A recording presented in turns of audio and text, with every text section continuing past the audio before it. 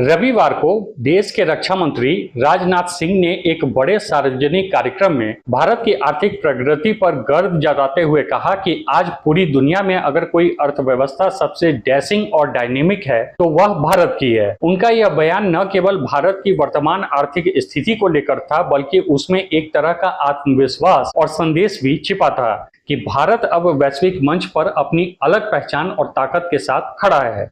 उन्होंने कहा कि यह तेजी और प्रगति कुछ लोगों को रास नहीं आ रही है। उनका इशारा साफ था कि अंतर्राष्ट्रीय स्तर पर कुछ ताकतें ऐसी भी हैं जो चाहती हैं कि भारत की रफ्तार किसी तरह धीमी कर दी जाए। उनके मुताबिक ये लोग ऐसे प्रयास कर रहे हैं कि भारतीयों के हाथों से बनी चीजें जब दुनिया के अलग अलग देशों में जाएं तो वहां की बनी वस्तुओं से ज्यादा महंगी हो जाएं। इतना ही नहीं, वे चाहते हैं कि यह सामान इतनी महंगी हो जाए कि दुनिया के लोग इन्हें खरीदने से कतराएं। यह आरोप सीधे तौर पर उन देशों और व्यापारिक नीतियों पर था जो टैरिफ, टैक्स या अन्य आर्थिक अड़चनें डालकर भारत के उत्पादों के प्रतिस्पर्धात्मक क्षमता को कम करने की कोशिश कर सकते हैं। इस पूरे बयान का राजनीतिक और आर्थिक संदर्भ उस समय और भी दिलचस्प हो गया जब रविवार को ही प्रधानमंत्री नरेंद्र मोदी ने अमेरिकी राष्ट्रपति डोनाल्ड ट्रंप के हालिया बयान पर अप्रत्यक्ष जवाब दिया। दरअसल ट्रंप ने भारत को डेड इकोनॉमी यानी कि मृतप्राय अर्थव्यवस्था बताया था। यह टिप्पणी अमेरिका और भारत के बीच आर्थिक व राजनीतिक रिश्तों में हलचल पैदा करने वाली थी, क्योंकि भारत पिछले कई वर्षों से वैश्विक मंच पर खुद को एक तेजी से उभरती अर्थव्यवस्था के रूप में पेश कर रहा है।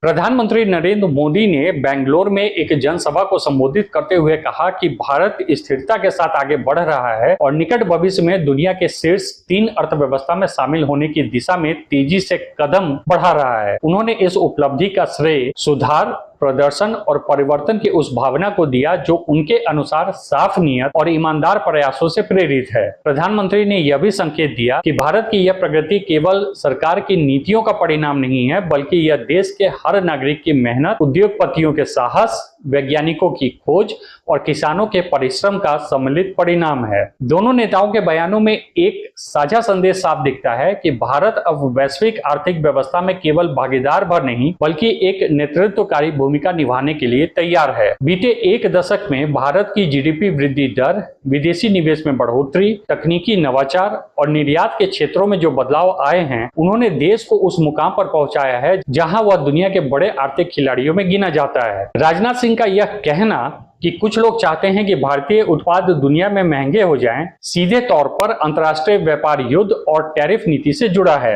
अक्सर विकसित देश उभरते हुए देशों के उत्पादों पर भारी शुल्क लगाकर या उनके मानकों को चुनौती देकर उनके बाजार में प्रवेश को कठिन बना देते हैं। इससे न केवल उन देशों के व्यापार पर असर पड़ता है, बल्कि उनकी आर्थिक वृद्धि की रफ्तार भी धीमी हो सकती है। भारत जैसे देश जो अब मेक इन इंडिया जैसे अभियानों के जरिए वैश्विक सप्लाई चेन में बड़ी भूमिका निभाने लगे हैं, उनके लिए यह एक गंभीर चिंता का विषय है। प्रधानमंत्री का अमेरिकी राष्ट्रपति के डेड इकोनॉमी वाले बयान पर अप्रत्यक्ष जवाब देना भी रणनीतिक रूप से महत्वपूर्ण था। उन्होंने सीधे तौर पर ट्रंप का नाम नहीं लिया, लेकिन अपने शब्दों में यह साफ कर दिया कि भारत को कम आंकने की गलती न की जाए। प्रधानमंत्री के अनुसार भारत ने पिछले वर्षों में जिस तरह से सुधारों को लागू किया है, चाहे वह टैक्स स्ट्रक्चर का जीएसटी के जरिए एकीकरण हो, डिजिटल भुगतान प्रणाली का विस्तार हो या फिर विदेशी निवेश को बढ़ावा देने के लिए कानूनों में बदलाव, उससे देश में व्यापार का माहौल पहले से कहीं ज्यादा अनुकूल हुआ है। इसके साथ ही मोदी ने यह भी रेखांकित किया कि भारत की प्रगति केवल आंकड़ों तक सीमित नहीं है। यह परिवर्तन गांव-गांव, शहर-शहर में महसूस किया जा सकता है। जहां एक और स्टार्टअप इकोसिस्टम ने नई ऊर्जा दी है, वहीं दूसरी ओर बुनियादी ढांचे के क्षेत्र में बड़े पैमाने पर निवेश से रोजगार और विकास के नए अवसर पैदा हुए हैं। राजनाथ सिंह और मोदी दोनों के बयानों में एक और अहम पहलू यह है कि भारत अब अपने वैश्विक प्रतिस्पर्धियों को स्पष्ट संदेश दे रहा है कि हम पीछे हटने वाले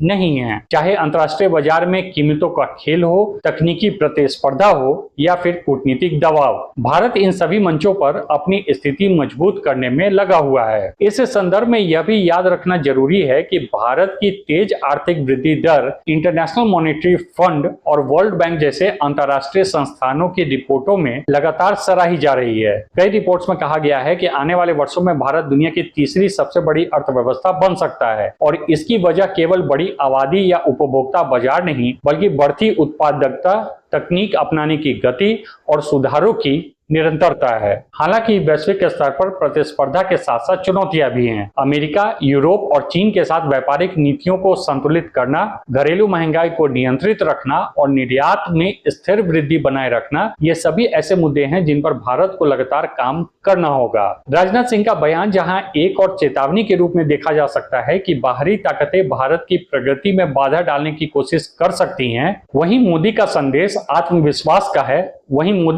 आत्मविश्वास का है कि इन चुनौतियों के बावजूद भारत अपने लक्ष्य की ओर बढ़ता रहेगा। कुल मिलाकर रविवार को दिए गए इन दोनों नेताओं के बयानों ने भारत की आर्थिक यात्रा को लेकर एक बड़ा नैरेटिव पेश किया है। यह नैरेटिव न केवल घरेलू लोगों के लिए है, बल्कि अंतर्राष्ट्रीय स्तर पर भी यह संदेश देता है कि भारत अब केवल एक विकासशील देश नहीं रहा, बल्कि एक ऐसी शक्ति बन चुका है जो अपनी आर्थिक, राजनीतिक और कूटनीतिक ताकत से दुनिया के फैसलों को प्रभावित कर सकता है। आने वाले समय में यह देखना दिलचस्प होगा कि इन बयानों के बाद भारत के वैश्विक आर्थिक रिश्तों और अंतर्राष्ट्रीय व्यापारिक समीकरणों पर क्या असर पड़ता है। इन दोनों बयानों के संबंध में आपकी क्या राय है, हमें कमेंट करके जरूर बताएं। धन्यवाद।